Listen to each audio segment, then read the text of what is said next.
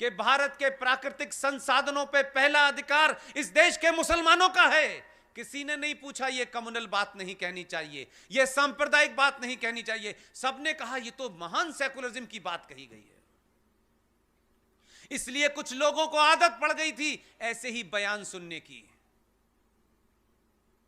अब वो बयान उनको सुनाई नहीं दे रहे, अब कुछ और बयान सुनाई दे रहे हैं। अब कुछ और वेशभूषा का आदमी उन्हें नजर आ रहा है, क्योंकि उनकी ताकत इतनी थी कि उनके मर्जी की बात नहीं होगी तो वो देश की कानून को नहीं चलने देंगे। और कानून किसी एक 70 साल की महिला बुजुर्ग को अगर वो तलाक लेने के लिए भारत के सुप्रीम कोर्ट में जाए और सुप्रीम कोर्ट उसे फैसला दे दे, न्याय व्यवस्था के हिसाब से दे दे, तब भी उनको लगा कि नहीं, ये जजेस, ये हिंदू जजेस कौन होते हैं हमारी मुसलमान महिला को तलाक देने का जिनके पास अधिकार है, हम इसको नहीं मानेंगे। उस भीड़ तंत्र ने इतना दबाव बनाया कि भारत की पार्लियामेंट ने वो फैसला पलट दिया। उनकी ताकत बढ़ती गई, जिसकी बात मैंने शुरू में की थी कि इस देश में एक न दिखने वाली सत्ता पिछले 70 सालों में मजबूत तरीके से बनाई गई। वो 370 से शुरू हुई, 35A से शुरू हुई, माइनॉरिटी कैरेक्टर से शुरू हुई, नेशनल कमीशन फॉर माइनॉरिटी से शुरू हुई, वो all India Muslim personal law board से शुरू हुई, वो राम मंदिर के ऊपर फैसला न देने से शुरू हुई। इसलिए हजारों ऐसे काम हमने संविधान और संविधान के बाहर किए जिससे उनको लगने लगा कि इस देश में कोई सत्ता पे बैठ जाए लेकिन हमारी अनदेखी नहीं कर सकता, हमारी जो भी नाजायज मांग है उसके सामने उसको झुकना ही पड़ेगा। इस बदख्याली में 70 साल निकल गए। हलीम और बिरयानी बहुत खाई, उनको लगने लगा कि जो भी भारत का प्रधानमंत्री होगा वो कितना भी बड़ा हिंदूवादी हो जाए, टोपी लगा के अगर उसने इफ्तार नहीं दिया तो हम कहेंगे ये कम्युनल है। सनातनियों, अपने होने का जरा सा बोध किया आपने। एक आदमी ने सिर्फ इतना ही कहा, मैं तुम्हारे लिए अपनी पहचान नहीं बदलूंगा, मैं इस देश का प्रधानमंत्री हूं, सिर्फ तुम्हारा नहीं हूं। तुम 30% हो, 90% लोग भी हैं। इसलिए जब उसने टोपी नहीं लगाई तो लोगों ने कहा इसको रोको, ये तो टोपी नहीं लगाता, ये तो इफ्तार भी नहीं देता अपने गुजरात राज्य में। ये मैसेज पूरे देश के सनातनियों को जब गया तो सनातनियों को पहली बार लगा कम से कम ये सच तो बोल रहा है, एक बार इसके ऊपर भी दांव लगाया जाए। आपने दांव लगाया तो मालूम है उसने क्या किया?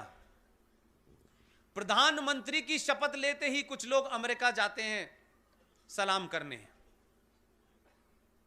प्रधानमंत्री बनते ही इसने उस राष्ट्र की यात्रा की जो इस दुनिया में सबसे छोटा सा है, जिसको कोई जानता भी नहीं है। मैसेज उसका था क्लियर, हमने नहीं समझा। प्रधानमंत्री बनते ही वो भूटान गया जो अखंड भारत का हिस्सा था। दूसरी यात्रा नेपाल की, अखंड भारत का हिस्सा था। अफगानिस्तान गया, श्रीलंका गया। एक राज्य ऐसा भी है, एक देश ऐसा भी है, वहां जाने के लिए उसको रास्ता निकालना था। वो वहां से आया अफगानिस्तान से, उसने कहा कि मैं जरा सा मिलना चाहता हूं, आपकी बेटी की शादी है, उतर गया बगैर बताए। जो वहां से बैठे बैठे उसे मार रहे थे, उसने कहा मैं तुम्हारे बीच में उतर गया तुम्हें बगैर बताए, पता चला मैं कहां हूं।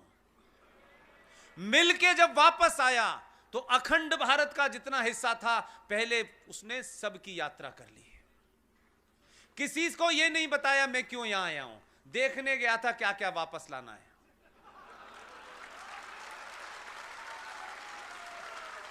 और उसको पहली बार लगा कि अखंड भारत की बात कहना, नारा लगाना बहुत आसान है। उसने कहा जो भारत है, जो इस भारत के टुकड़े करना चाहते हैं, जिन्होंने इस भारत को संवैधानिक तौर पे भारत से अलग कर रखा है, जो अभी भी एक नया राष्ट्र बनाने की ख्वाहिश रखते हैं, उसने शुरुआत वहां से कर दी है। इसलिए घर वापसी की जो काम में लगे हैं, अपनी एनर्जी जाया न करें, अपना समय बर्बाद न करें।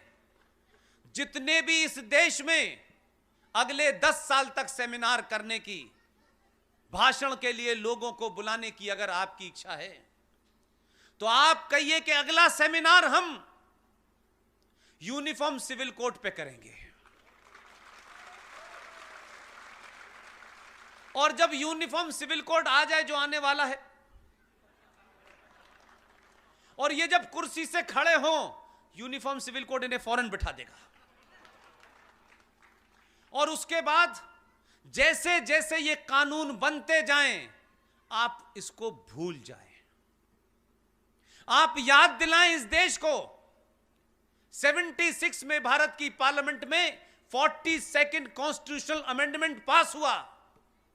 उसकी 7वीं सूची के अंदर यह कहा गया कि केंद्र सरकारें और राज्य सरकारें पॉपुलेशन कंट्रोल और फैमिली प्लानिंग के ऊपर कानून बनाएं। 76 में ये लोग नहीं थे सत्ता में। अपने सेमिनार का टॉपिक और मौजू बदलिए। ये सीएए पे जो लोग भी इस देश में, खास तौर से सनातन के मानने वाले ये लोग जो भी सेमिनार कर रहे हैं, ये उस प्रोपेगेंडा को आगे बढ़ा रहे हैं। एक कानून बन गया, अब उस पर चर्चा किस बात की है? अब तो उसके ऊपर अमल करने का समय है। आप उस पर चर्चा कर रहे हैं। उसने अब तक 800 हिंदुओं को नागरिकता दे दी है। वो रुकने वाला नहीं है, उसे आप लोग मत रोकिए। आप लोगों का यह सेमिनार करना सीएए के ऊपर, आप नहीं समझ रहे, अनजाने में आप किसी के हाथ का हथियार बन रहे हैं। एक काम हो गया, भूल गए, खत्म कहानी। जैसे हजारों कानून बने, आपने कभी चर्चा की नहीं की। आप यूनिफॉर्म सिविल कोड पे कीजिए।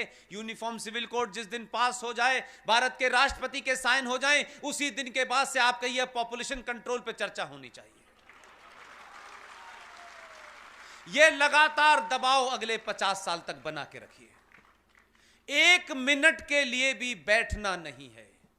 और आने वाली जनरेशनें, ये छोटे छोटे बच्चे, ये छोटी छोटी बच्चियां, क्योंकि आप अपने घरों में माएं उनसे बात नहीं करती, पिता को फुर्सत नहीं है बात करने की, भाई को फुर्सत नहीं है बात करने की। इसलिए समस्या यह हो गई है कि जो बच्ची से उसकी मां बात नहीं करती, जो चमत्कार के उसमें जने कहां कहां चली जाती हैं। आप उस परंपरा के लोग हैं कि आपको चमत्कार की जरूरत नहीं है, आप अपने आप में एक चमत्कार हैं। आप अपने घर की बच्चियों से, उन बच्चों से जिनसे आप बात नहीं करते, और एक बड़े होने के नाते उस बड़ी कुर्सी पर बैठने के बाद जब आप बात करते हैं तो आप उससे अपनी नजदीकी नहीं बनाते। दौर बदल गया है। 20 साल पहले ऐसा हो सकता था, आज नहीं हो सकता, क्योंकि आपके बच्चे के पास इतनी इंफॉर्मेशन है कि आपके ज्ञान की उसे जरूरत नहीं है। लेकिन जिन चीजों पे वो कंफ्यूज है, उस पे दोस्त की तरह उससे बात करें। हर मां अपनी बेटी से दोस्त की तरह बात करे। उसके मन में भी बहुत सारे सवाल हैं, उसके मन में भी समाज के बदलाव हो रहे हैं। आप पे समय नहीं है, या तो आप सास भी कभी बहू देखेंगी। यह बात अलग है कि अब बहू पार्लियामेंट में आ गई है, अब तो देखना छोड़ दीजिए, और चमत्कार की आशा में घर से बाहर मत जाइए। जितना समय अपने परिवार, अपने बच्चों के साथ बात करेंगी, मुझे पूरी उम्मीद है कि आपकी बेटी, उसके अंदर भी बहुत सारे बदलाव हो रहे हैं। वो भी इस समाज से कहीं इन्फ्लुएंस हो रही है। गलत तरीके से इन्फ्लुएंस ना हो जाए। दोस्त बन के उससे कहिए कि शहर में सबसे अच्छी पिक्चर लगी है, मैं सिर्फ तेरे साथ ही देखने जाऊंगी। जिस दिन आप ये करने लगेंगे, वो आपकी बेटी, जिसने इस समाज में घूम रहे हुए भेड़ियों को नहीं जानती, उसे कोई पंचर वाला बहका लेके चला जाएगा और बहुत देर हो जाएगी। वो पंचर वाला अपने एजेंडे पे है, क्योंकि मस्जिदों से उसका ऐलान हो चुका है।